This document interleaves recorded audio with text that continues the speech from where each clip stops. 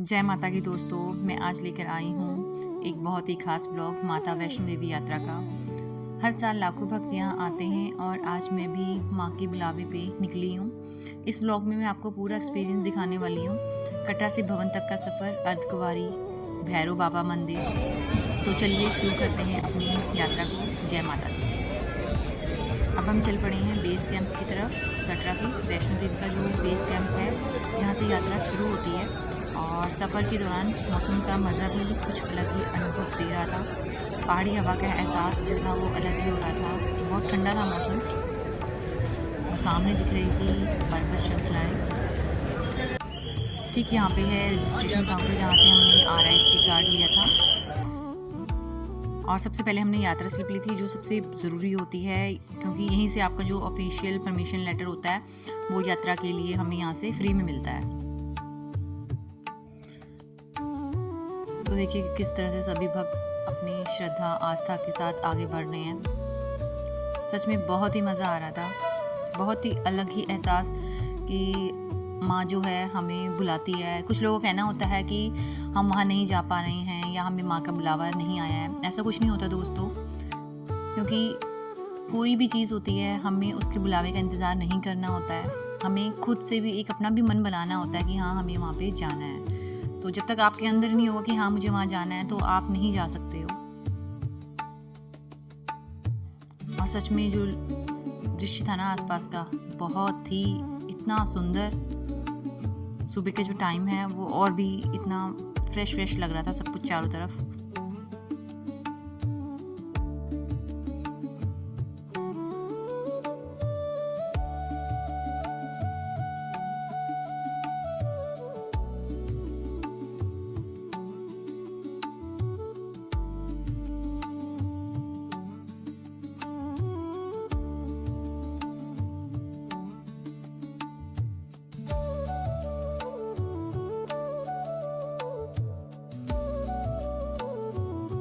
दोस्तों यहाँ पर काफ़ी चेकिंग हो रही थी और काफ़ी सिक्योरिटी है यहाँ पे, और आपको RIT कार्ड ज़रूर लेना होता है। और यहीं से यात्रा जो होती है भवन के लिए जो रास्ता है वो यहाँ से शुरू हो जाता है। तो जब भी आप यात्रा शुरू करो तो आपको अपने पास कुछ गर्म कपड़े और जैकेट वगैरह ज़रूर रखना चाहिए।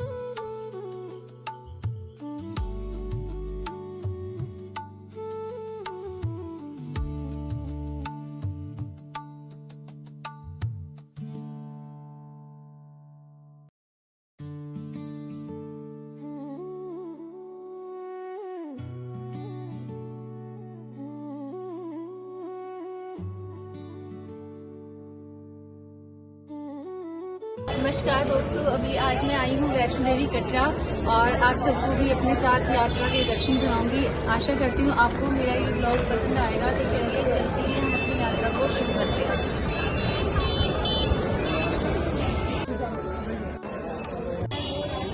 यहाँ पे 14 किलोमीटर की टोटल चढ़ाई। आप चाहें तो आप पैदल भी जा सकते हैं और घोड़ों का भी इस्तेमाल यहाँ पे आके कर सकते हैं। तो चलिए चलते हैं, यात्रा को कंटिन्यू करते हैं आगे के लिए।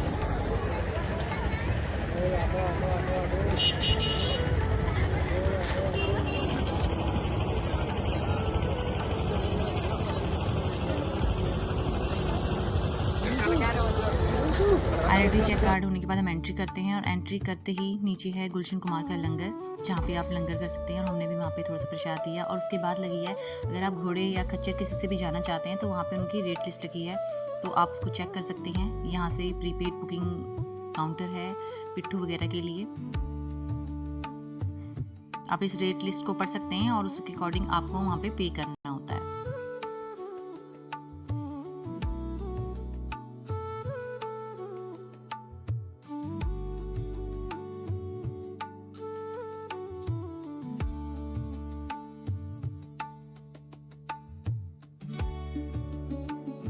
तो यात्रा जो ऑफिशियली शुरू होती है वो बाणगंगा से कहा जाता है कि माँ ने जो है यहाँ पे अपने तीर से गंगा निकाली थी और यहीं से असली सफ़र शुरू होता है। रास्ते में काफ़ी सारी आपको दुकानें मिल जाएंगी, जहाँ पे अगर आप ले सकते हैं, वहाँ पे नहा सकते हैं। श्रद्धालु जो होते हैं यहाँ पे जाने के बाद हम स्नान के बाद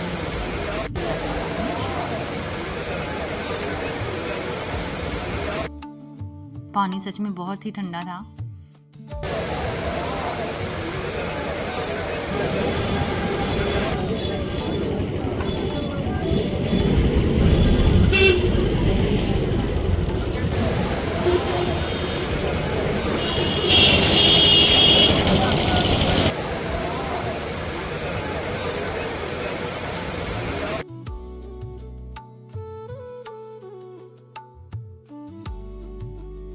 और दोस्तों फिर उसके बाद थोड़ा सा चलने के बाद आप पहुंचते हो चरण पादुका यहाँ। और दोस्तों अभी मैं खड़ी हूँ ठीक वैष्णो देवी यात्रा के एक बहुत पवित्र स्थल चरण पादुका पर। कहा जाता है कि जब माता वैष्णो देवी ने महिषासुर से बचकर यात्रा कर रही थी तो माँ ने यहीं पर कुछ पल के लिए रुककर खड़ी हुई थी और इस जगह को माँ के चरणों की निशानी जो है वो दर्ज हो गई थी और जिन्हें आज हम चरण पादुका कहते हैं।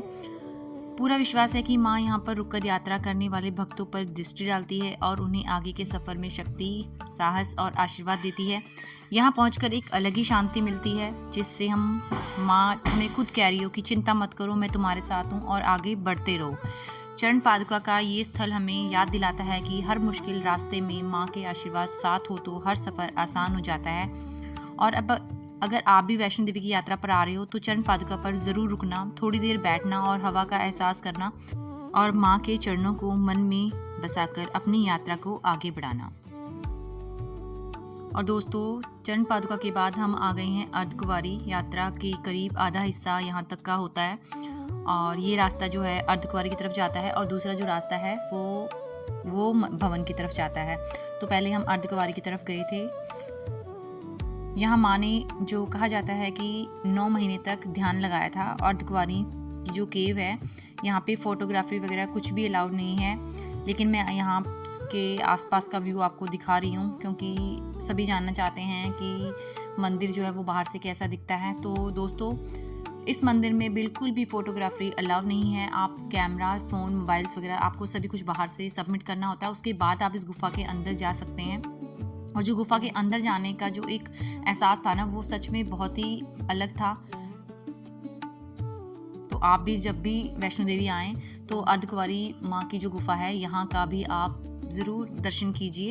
और इसके बाद ये रास्ता जो है वो भवन की तरफ जाता है। तो अब हम भवन की तरफ को निकलते हैं दोस्तों। तो चलिए यात्रा को कंटिन्यू करते हैं।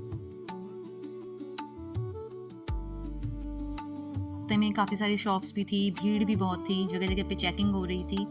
और ये हम पहुंच चुके हैं भवन के बिल्कुल नज़दीक, जहाँ से एक लाइन थी और लाइन में हमारा चेकिंग वगैरह होती है और उसके बाद हम भवन के बिल्कुल नज़दीक थे।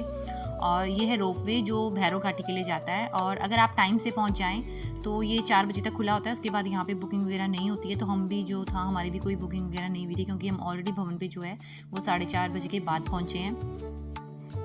और सबसे पहले जो हमारा सामान, हमारा जो भी लगेज वगैरह था और वॉच वगैरह, फ़ोन वगैरह, वो सारा यहाँ पार्वती भवन है, ये नया बना है, यहाँ पे लॉकर है, आपको यहाँ पे सबमिट कराना होता है और ये आपको एक पर्ची देते हैं, वो आपको संभाल के रखनी होती है।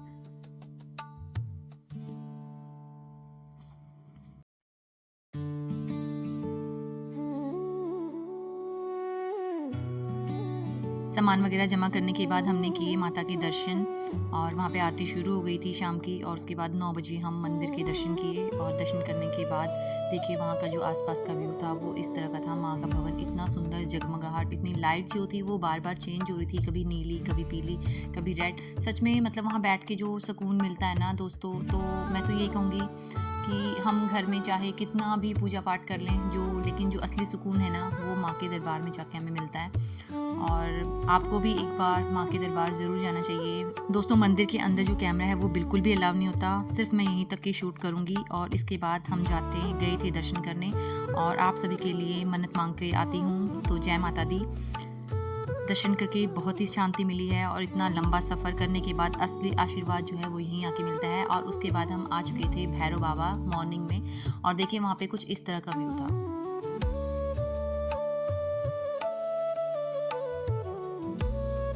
कहते हैं बिना भैरव बाबा के दर्शन के माता वैष्णो देवी की यात्रा जो है वो पूरी नहीं मानी जाती।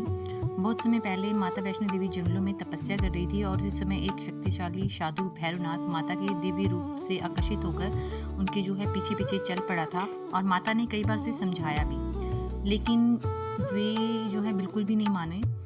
और भैरवनाथ ने उनकी बात मानने को तैयार नहीं हुआ और उनका पीछा जो है वो करता रहा और आखिरकार माता ने अपना रूप बदलकर महाकाली का तेजस्वी स्वरूप धारण किया और एक ही वार में भैरवनाथ का जो है वो सिर अलग कर दिया और भैरवनाथ का सिर उधड़ कर जिस जगह गिरा वहीं आज भैरव बाबा का जो मंदिर है वो स्थित है। लेकिन कहानी का सबसे सुंदर हिस्सा यह है कि मरते समय भैरवनाथ ने माता से क्षमा मांगी। उसने कहा, माता, मेरा इरादा बुरा नहीं था, मैं तो बस आपके सच्चे रूप को जानना चाहता था। भैरवनाथ बाबा की भावना को देखकर मैया प्रसन्न हो गई और उन्होंने उसे माफ़ कर दिया और आशीर्वाद देते हुए कहा, आज से मेरी पूजा तब तक अधूरी रहेगी जब तक कोई भक्त भैरव बाबा के दर्शन ना कर ले। इसलिए वैष्णो देवी के दर्शन के बाद भक्त भैरव बाबा के मंदिर ज़रूर आते हैं। यह स्थान भक्ति, साहस और आशीर्वाद का प्रतीक माना जाता है। वन से जो माँ का दरबार है वो कुछ इस तरह से दिखता है सुबह सुबह। सच में एक अलग ही अद्भुत ही नज़ारा। दोस्तों, मैं आज आपसे एक बात शेयर करना चाहती हूँ। लोग अक्सर बोलते हैं कि माँ का बुलावा आता है तो तभी यात्रा होती है, पर सच ये भी है कि जब बुलावा आ भी जाए तो बहुत मुश्किल से लोग खुश होकर नहीं बल्कि एक शिकायत लेकर लौटते हैं। कोई कहता है कि रास्ता बहुत मुश्किल था और कोई कहता है भीड़ बहुत ज़्यादा थी, कोई बोलता है थकान हो गई, कोई बोलता है कि मन शांत नहीं हुआ।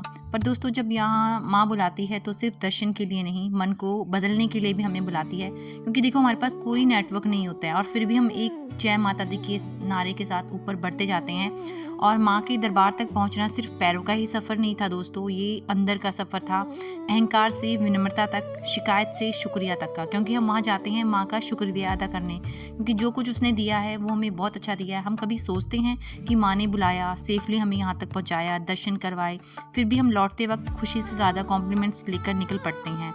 और सच तो ये है कि माँ बुलावा देती सबको है, पर खुशी हम खुद लेकर जाते हैं। और अगर दिल में एक श्रद्धा हो, कुछ भी मुश्किल नहीं लगता। दोस्तों, जब भी बुलावा आए सिर्फ यात्रा नहीं, एक अनुभव के साथ आगे बढ़ो। तो दोस्तों, माँ के दरबार में अपनी परेशानियों को यहीं पे छोड़ के जाइए और एक नई ऊर्जा, शक्ति, शांति और खुशी लेकर यहाँ से हमें जाना चाहिए।